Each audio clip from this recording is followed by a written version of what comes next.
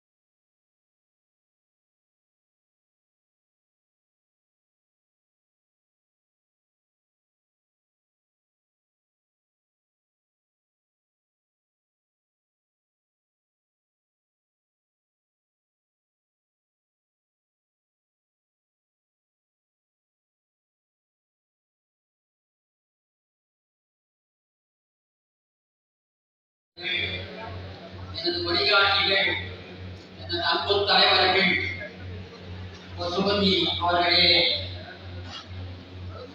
தலைவர் கருப்பன் அவர்களே, தலைவர் பரமசிவம் அவர்களே, சொப்பு தங்கராஜ் அவர்களே, இங்கே வரையில்லாமல் உறவினர் பாதித்து தரக்கூடிய ஆர்மி தலைவர் முத்துரப்பன் அவர்களே,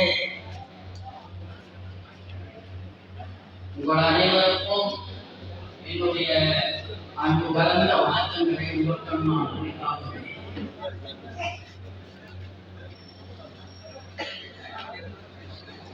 கடந்த 2 பேரவை கூட்டங்களுக்கு நான் கலந்து கொள்ள முடியாத துர்பாக்கியகரமான சூழ்நிலை